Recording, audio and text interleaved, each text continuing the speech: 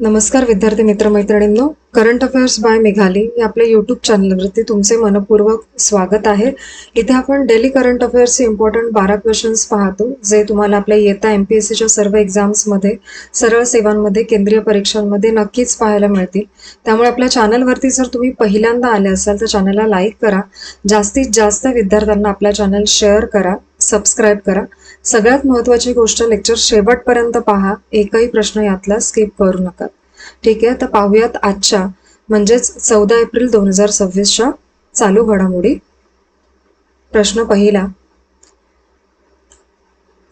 14 April Bharat Ratna doctor Babasaheb Ambedkar जयंती भारतात हा कोणता दिवस म्हणूनही साजरा केला जातो, म्हणजे जयंती व्यतिरिक्त? तर याचे योग्य उत्तर आहे पर्याय क्रमांक बी, सामाजिक समता दिन म्हणूनही हा दिवस साजरा केला जात असतो. महत्वाचे पॉइंट्स पाहूया प्रश्नाचे.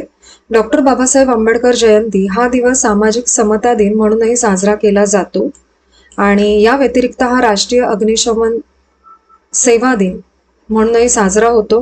हा दिवस अग्निशमन जवानांच्या स्मरणार्थ साजरा केला जात असतो आणि जागतिक स्तरावरती हा जागतिक क्वांटम दिन म्हणूनही साजरा होतो. उद्देश आहे क्वांटम विज्ञान आणि तंत्रज्ञानाबद्दल सार्वजनिक जागरूकता आणि समज वाढवणं. हा एक जागतिक उपक्रम आहे. ठीक आहे, तर डॉक्टर बाबासाहेब आंबेडकरांविषयी जाणून घ्या थोडं.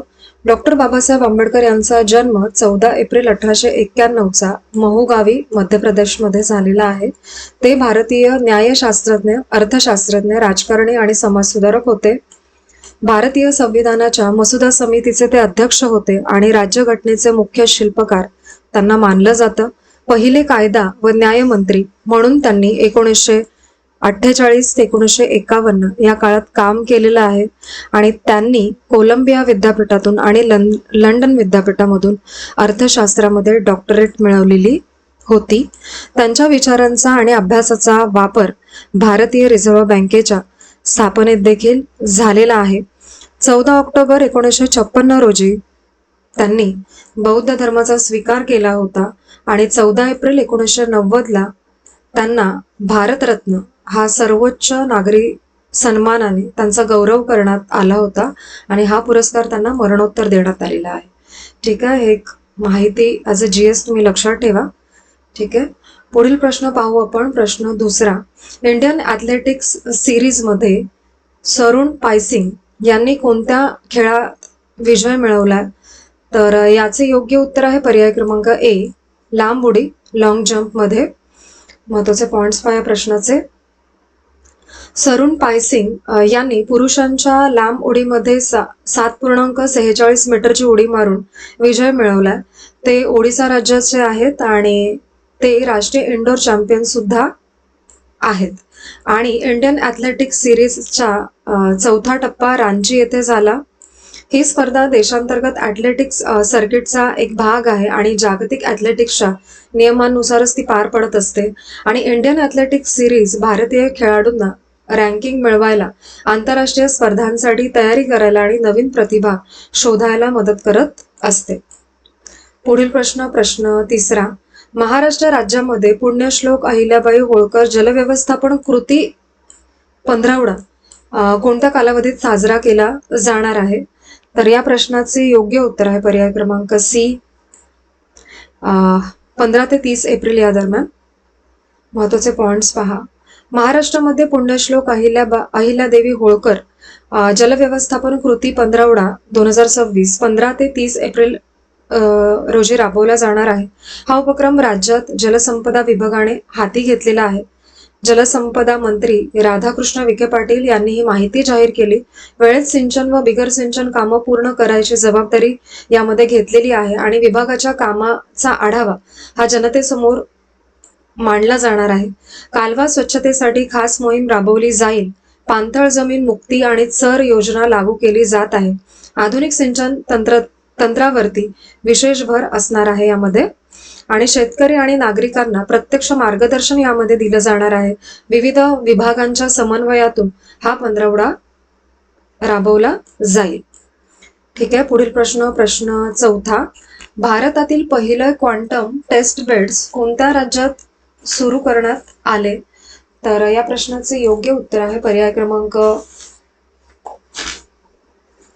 1 मिनिट सी, आंध्र प्रदेशमध्ये. महत्वाचे पॉइंट पहा या प्रश्नाचे.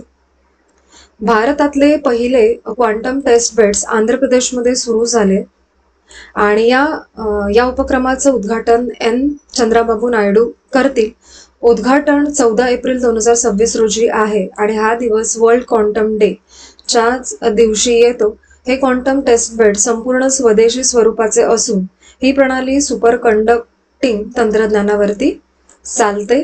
क्वांटम संगणकात सुपर पोझिशनिंग आणि इंटँगलमेंट सारखी खास तत्व वापरली जातात आणि SRM युनिव्हर्सिटी आंध्र प्रदेश इथे या सुविधा सुरू होतील, लक्षात ठेवा हे. आणि नॅशनल क्वांटम मिशनच्या माध्यमातून भारत सरकार संशोधनाला बळकटी देत आहे आणि अमरावतीला क्वांटम व्हॅली म्हणून घडवण्याचा यामागे विचार आहे. ठीक आहे, पुढील प्रश्न 5वा. 2026च्या नॅशनल मूट कोर्ट स्पर्धेमध्ये प्रथम क्रमांक कोणाला मिळाला आहे? तर या प्रश्नाचे योग्य उत्तर आहे पर्याय क्रमांक बी, बनारस हिंदू विद्यापीठाला. महत्वाचे पॉइंट्स पहा या प्रश्नाचे. बनारस हिंदू विद्यापीठाने 2026 नॅशनल मूट कोर्ट स्पर्धा जिंकले. या स्पर्धेचं आयोजन असोसिएशन ऑफ इंडियन युनिव्हर्सिटीजने केलेलं आणि स्पर्धा लखनौच्या इंटिग्रल युनिव्हर्सिटीमध्ये झाली आणि 9 ते 11 एप्रिल दरम्यान स्पर्धा पार पडली. देशभरातून जवळजवळ 40 संघांनी यामध्ये भाग घेतला होता. मूट कोर्ट म्हणजे प्रत्यक्ष न्यायालयीन प्रक्रिया. तीच या स्पर्धेत विद्यार्थ्यांनी अनुभवली, हे लक्षात घ्या. बेस्ट रिसर्चर पुरस्कार राम मनोहर लोहिया युनिव्हर्सिटीला मिळालाय या दरम्यान आणि बेस्ट मेमोरियल पुरस्कार आर्मी इन्स्टिट्यूट ऑफ लॉ ने पटकावलाय. 2 पुरस्कारही बघून घ्या. या मूट कोर्ट स्पर्धेमुळे विद्यार्थ्यांची कायदेशीर कौशल्य विकास याचा होतो आणि स्पर्धेमुळे सार्वजनिक भाषण, संशोधन आणि आत्मविश्वास वाढतो. ठीक आहे, पुढील प्रश्न 6वा. ब्रिक्स चर्चेचे आयोजन कोणत्या देश करणार आहे? तर याचे योग्य उत्तर आहे पर्याय क्रमांक ए, भारत. महत्वाचे पॉइंट्स पहा या प्रश्नाचे. 2026 मध्ये भारत ब्रिक्सचा अध्यक्ष असणार आहे आणि या बैठकीमध्ये इराण आणि UAE सहभागी होतील आणि हे दोन्ही देश पहिल्यांदाच प्रत्यक्ष भेटतील असं म्हटलं जात आहे. आणि पश्चिम आशियातील तणावाच्या पार्श्वभूमीवरती ही बैठक होत आहे आणि ब्रिक्समध्ये आता इराण, UAE आणि सौदी अरेबिया यांचा समावेश आहे. स्ट्रेट ऑफ हॉर्मुझ हा जागतिक तेल वाहतुकीसाठी महत्वाचा आहे. त्याचबरोबर पॅलेस्टाईन, सिरिया, येमेन आणि लेबनॉन यावरती देखील चर्चा अपेक्षित आहे या दरम्यान. आणि ब्रिक्स निर्णय सर्वसंमतीने घेतात, बहुमताने नाही. भारत संवाद साधायला आणि मतभेद कमी करायला पुढे सरसावलेला आहे आणि ही बैठक जगाच्या राजकारणावरती परिणाम करू शकते. पुढील प्रश्न 7वा. डॉक्टर रामचंद्र देखणे स्मृती कीर्तन सेवा पुरस्कार कोणाला देण्यात आलेला आहे? तर या प्रश्नाचे योग्य उत्तर आहे पर्याय क्रमांक डी, केशव महाराज नामदास असं त्यांचं नाव आहे. याचे महत्वाचे पॉइंट्स पहा या प्रश्नाचे. महाराष्ट्रामध्ये 3 दिवसीय वारकरी साहित्य संमेलन इथून पुढे होणार आहे आणि अशी घोषणा उदय सामंत यांनी केलेली आहे, हे लक्षात ठेवा. इथून पुढे वारकरी साहित्य संमेलन देखील होईल, ते आयोजित केलं जाईल. ठीक आहे. आणि राज्य शासनाच्या वतीने हा उपक्रम घेण्यात येणार आहे. संमेलनाचा हेतू म्हणजे महाराष्ट्राची संस्कृती जागृत करणं असा आहे. आणि चंदाताई तिवाडी ना लोककला सेवा पुरस्कार या दरम्यान देण्यात आला आणि प्रत्येक पुरस्कारासाठी 21,000 रुपये बक्षीस आणि पुरस्काराचे सन्मानचिन्ह, सन्मानपत्र, पुष्पहार आणि श्रीफळ असा साधारण पुरस्कार असतो. ठीक आहे. पुढील प्रश्न 8वा. भारत आणि बांगलादेश कोणत्या क्षेत्रात सहकार्य वाढवणार आहेत? तर याचे योग्य उत्तर आहे पर्याय क्रमांक सी, माहिती व प्रसारण. यामध्ये महत्वाचे पॉइंट पहा या प्रश्नाचे.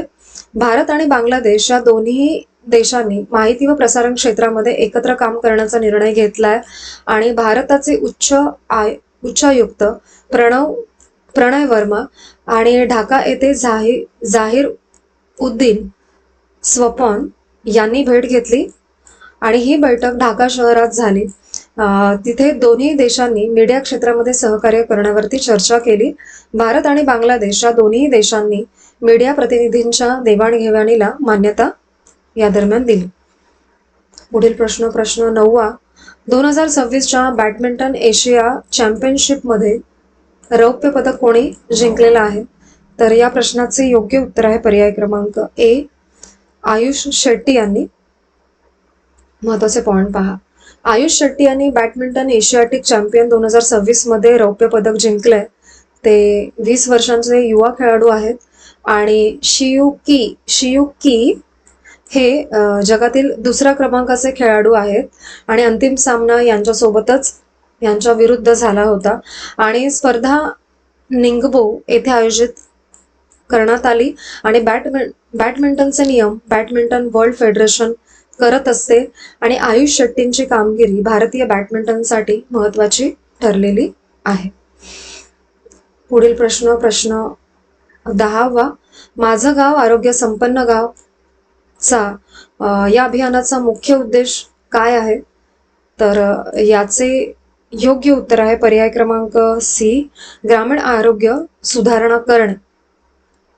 ठीक आहे, याचे महत्वाचे पॉइंट्स पहा. महाराष्ट्र सरकारने माझं गाव आरोग्य संपन्न गाव अभियान सुरू केलं.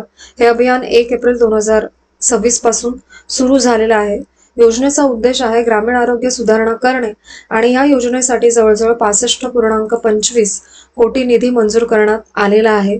या योजनेत ही योजना जनसहभागावरती भर देते आणि प्रजा निरोगी तर राज्य सशक्त हे या योजनेचं ध्येयवाक्य आहे, हे लक्षात ठेवा. पुढील प्रश्न 11वा. ऑपरेशन इपिक फ्युरी कोणत्या 2 देशांनी संयुक्तपणे सुरू केलं?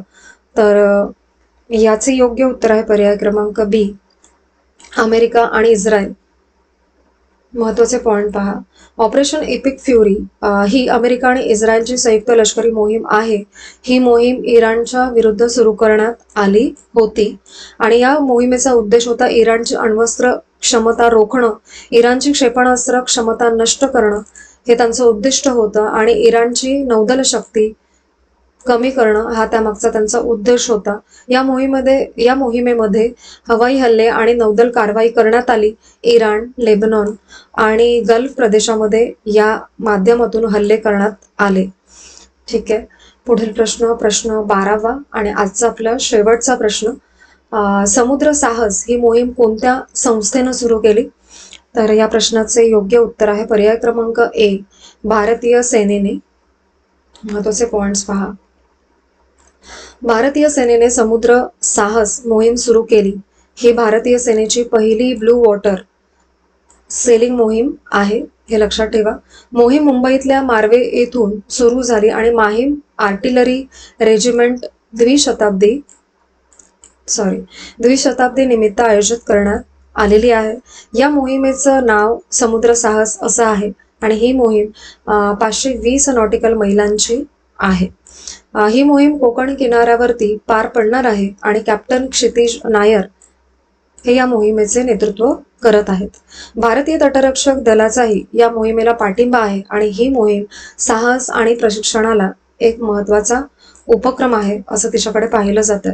तर आजचे आपले 14 एप्रिल 2026 डेली करंट अफेअर्स पाहून झालेले आहेत आणि आजचे लेक्चर तुम्ही शेवटपर्यंत पाहिलेच असेल, त्याबद्दल थँक्यू सो मच.